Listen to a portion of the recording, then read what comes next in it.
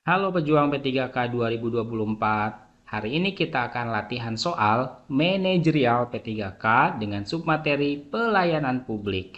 Soal ini disiapkan untuk para calon guru, nakes, dan tenaga teknis P3K 2024. Soal ini sudah berdasarkan kisi-kisi materi manajerial P3K sesuai Keputusan Menteri Pan-RB nomor 347 tahun 2024. Ada 8 poin kisi-kisi untuk manajerial. Yang pertama integritas, yang kedua kerjasama, yang ketiga komunikasi, yang keempat orientasi pada hasil, yang kelima pelayanan publik, yang keenam pengembangan diri dan orang lain, ketujuh mengelola perubahan, 8 pengambilan keputusan. Kita akan fokus pada poin kelima yaitu pelayanan publik.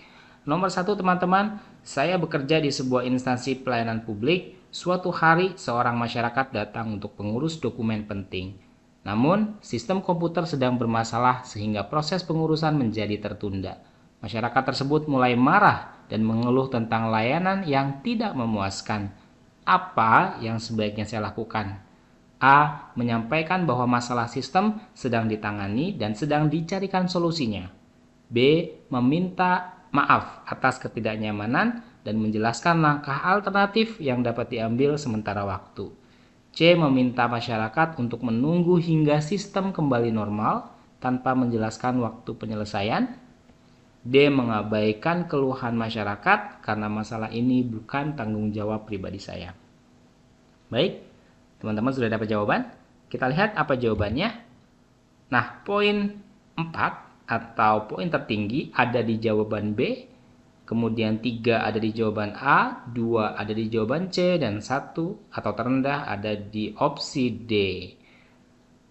Yang poin 4B, meminta maaf atas ketidaknyamanan dan menjelaskan langkah alternatif yang dapat diambil sementara waktu. Jadi kasusnya adalah kita sebagai seorang pelayan publik dihadapkan pada masyarakat yang marah ya, yang nggak puas karena adanya masalah sistem komputer gitu ya teman-teman pada proses pengurusan yang mana prosesnya menjadi tertunda gitu.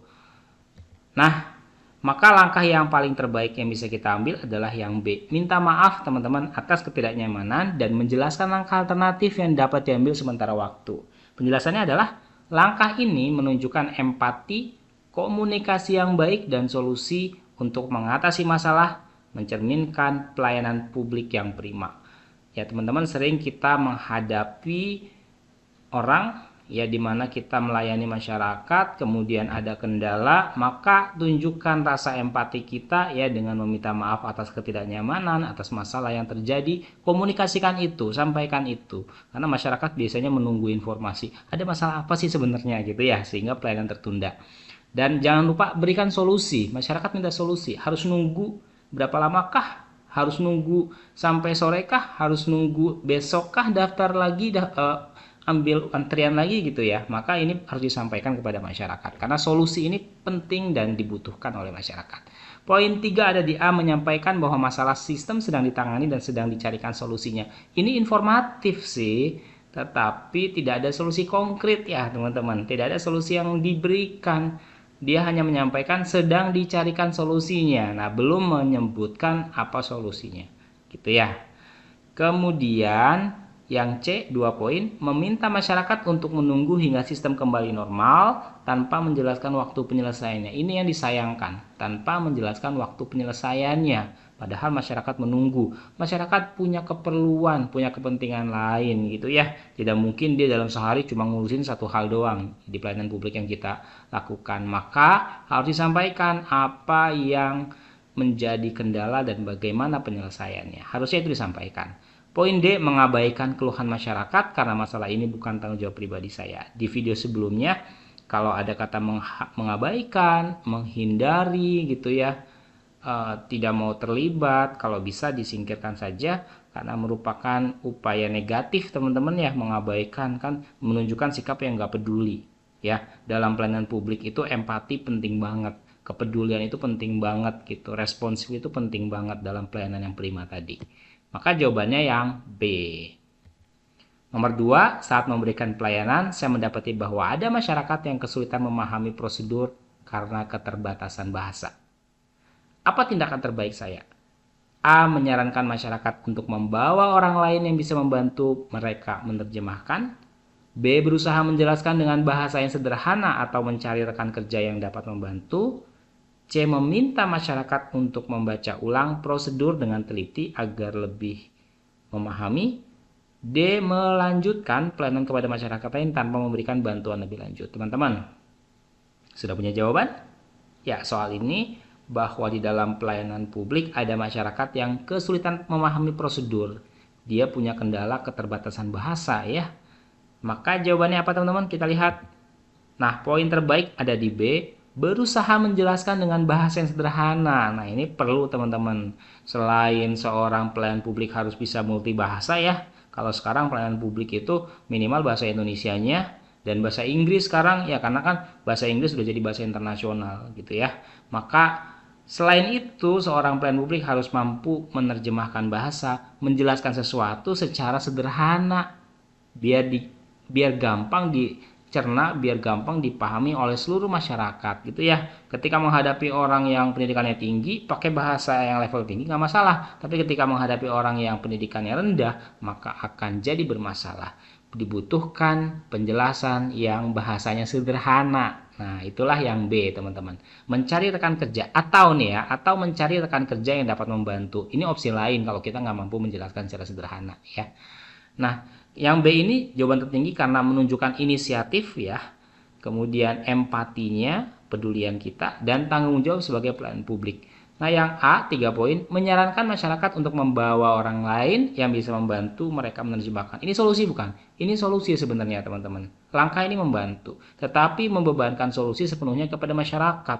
Seolah-olah kita tidak mau melibatkan diri dalam masalah tadi. Padahal kita bisa menjadi bagian dari solusi loh, dengan menjelaskan pakai bahasa yang sederhana, biar mudah dipahami. Nah, itu kan solusi ya, yang B. Kemudian C, 2 poin, meminta masyarakat untuk membaca ulang prosedur dengan teliti agar lebih memahami. Suruh baca ulang teman-teman ya, padahal tadi sudah kesulitan gitu. Ini kurang membantu teman-teman, karena masyarakat mungkin tetap kesulitan memahami prosedur. Poin D, opsi D, melanjutkan pelayanan kepada masyarakat lain tanpa memberikan bantuan. Ini yang nggak boleh, ini kan menghindari dari pelayanan gitu ya, tidak memberikan pelayanan. Ini fatal sekali sepertinya kalau yang D. Oke, jawaban terbaik ada di B. Kita lanjut. Nomor 3. Saya bekerja di sebuah loket pelayanan yang sangat sibuk.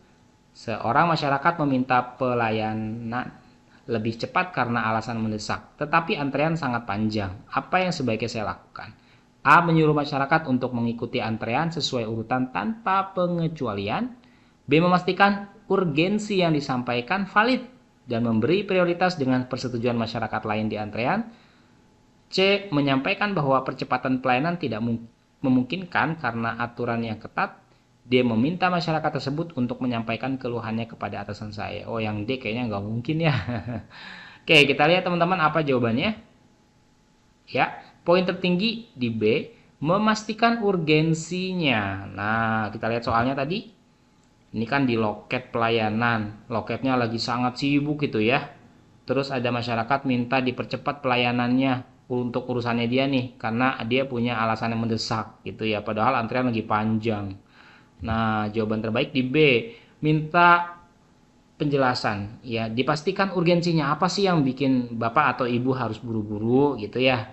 Dan harus valid, jangan yang seolah-olah ini misalnya dia bilangnya sakit gitu, harus buru-buru berobat atau nggak memungkinkan kalau ikut antri, tapi kondisi fisiknya sehat. Nah, ini kan nggak valid. Maka pastikan urgensinya bahwa kondisinya sesuai dengan alasannya gitu ya, bahwa alasannya sesuai dengan kondisinya, dan memberi prioritas dengan persetujuan masyarakat. Kalau perlu ini disampaikan, Bapak Ibu, ini kebetulan ada masyarakat, salah satu masyarakat yang tidak memungkinkan untuk antri, bagaimana jika saya prioritaskan gitu ya. Itu boleh disampaikan biar masyarakat tidak bertanya-tanya kenapa dia diprioritaskan gitu. Penjelasannya apa? Langkah ini menunjukkan fleksibilitas. Nah, dalam pelayanan tuh fleksibel aja sebenarnya teman-teman. Enggak harus antrian itu, enggak ya. Pada prinsipnya ada kondisi-kondisi tertentu yang bisa membuat antrian menjadi prioritas-prioritas tertentu bagi orang-orangnya. empati juga diperlukan, dan kemampuan mengelola situasi secara adil. Nah, ini jangan sampai nih kita jadi nggak adil karena memihak pada salah satu kepentingan saja. Nah, poin 3 ada di A, menyuruh masyarakat untuk mengikuti antrean sesuai urutan tanpa pengecualian. Nah, ini tegas ya sama peraturan tentang antrian. Nah, menegakkan aturan itu penting, tetapi tanpa fleksibilitas dapat mengabaikan kebutuhan mendesak. Manusiawi nggak teman-teman kalau lagi antri ternyata sakit? Itu hal yang biasa teman-teman ya. Maka kita harus bisa mengkondisikan. Nah, dalam hal ini tidak harus aturan itu ditegakkan seketat-ketatnya bahwa kondisi tertentu bisa membuat antrian menjadi ada prioritas-prioritasnya. Yang C, menyampaikan bahwa percepatan pelayanan tidak memungkinkan karena aturan yang ketat. Nah, ini juga mirip dengan A. Nah, memberikan alasan dapat diterima tetapi tidak menyelesaikan masalah. Ingat tadi masalahnya ada orang yang minta kita lihat soalnya minta pelayanan dipercepat karena alasan mendesak. Dia punya alasan yang mendesak. Nah, kita belum tahu nih alasannya apa sebenarnya ya, karena di narasi nggak ada. Maka kita pastikan urgensinya. Yang B itu udah paling benar. D, meminta masyarakat tersebut untuk menyampaikan keluhannya kepada atasan saya. Ini nggak mungkin teman-teman ya.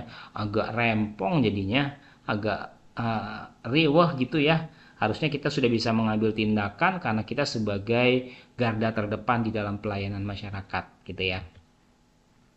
Nomor 4, seorang masyarakat datang dengan keluhan bahwa layanan saya tidak sesuai harapannya. Dia marah dan mulai berbicara dengan nada tinggi di hadapan orang lain. Bagaimana saya merespons situasi ini? A, membalas dengan nada tegas agar masyarakat tidak melanjutkan amarahnya. B, mendengarkan keluhan masyarakat dengan tenang, meminta maaf dan berusaha memberikan solusi terbaik.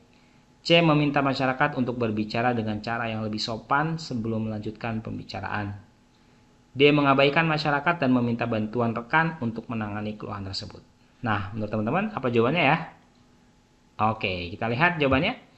Jawaban terbaik ada di B, mendengarkan keluhan masyarakat dengan tenang, meminta maaf, dan berusaha memberikan solusi terbaik. Nah, ini menunjukkan kemampuan menangani konflik. Ya, ketika orang sudah mulai marah, nada bicaranya tinggi, maka kita harus mampu menunjukkan sikap menangani konflik. Kita dengerin tuh apa keluhannya, apa yang bikin dia marah ya, supaya dia tenang dulu. Kemudian sampaikan bentuk empati kita dalam bentuk permintaan maaf, Bapak Ibu, bla bla bla bla gitu ya. Dan berusaha memberikan solusi terbaik. Ini yang poin pentingnya, solusi. Ya, orang marah karena ada masalah, maka hadirkan solusi di sana. Gitu. Poin C, meminta masyarakat untuk berbicara dengan cara yang lebih sopan sebelum melanjutkan pembicaraan. Ya, tolong Bapak Ibu bicaranya yang sopan, itu bagus sebenarnya menegur, tetapi kurang tepat karena yang B ya lebih baik nih ada unsur mendengarkan, ada unsur empati, ada unsur memberikan solusi gitu ya, yang di C ini nggak ada gitu. Kemudian yang A, membalas dengan nada tegas agar masyarakat tidak melanjutkan amarahnya. Masyarakatnya nada tinggi, kita pakai nada tegas gitu teman-teman. Membalas dengan nada tegas dapat memperkeruh situasi dan tidak mencerminkan pelayanan yang baik. Sebenarnya dengerin dulu sih apa masalahnya ya, sampaikan permintaan maaf dan luruskan, berikan solusi. Itu yang menjadi poin pentingnya, berikan solusi. Yang D, mengabaikan masyarakat dan meminta bantuan rekan untuk menangani. Mengabaikan itu bikin orang tambah marah gak sih gitu ya. Ketika dia lagi marah terus diabaikan, tambah marah yang ada kali ya gitu. Nah, itu jawabannya teman-teman yang B. Lanjut soal nomor 5, saat saya sedang melayani di loket, seorang masyarakat yang sudah lanjut usia tampak kesulitan mengisi formulir pengajuan. Dia terlihat bingung dan tidak memahami apa yang harus dilakukan. Apa tindakan terbaik saya? A, memberikan formulir pengganti dan meminta masyarakat membaca ulang petunjuk dengan lebih teliti. B, menyampaikan bahwa saya tidak bisa membantu karena fokus melayani antrian lainnya. C, membantu masyarakat mengisi formulir sambil menjelaskan langkah-langkahnya secara perlahan. D, menyarankan masyarakat untuk meminta bantuan keluarganya agar formulir dapat diisi dengan benar. Ayo teman-teman, jawabannya apa? Oke, kita lihat jawabannya. Yang terbaik ada di C, membantu masyarakat mengisi formulir sambil menjelaskan langkah-langkahnya secara perlahan. Ini kan masalahnya dia mau ngisi formulir pengajuan tapi kesulitan. Maka bantu, ya sederhananya bantu. Jelasin tuh langkah-langkahnya, pelan-pelan aja sampai dia bisa mengisi sendiri gitu ya. Berikan bantuan langsung mencerminkan empati, nah kepedulian kita terhadap konsumen, terhadap masyarakat, dan pelayanan prima terhadap masyarakat.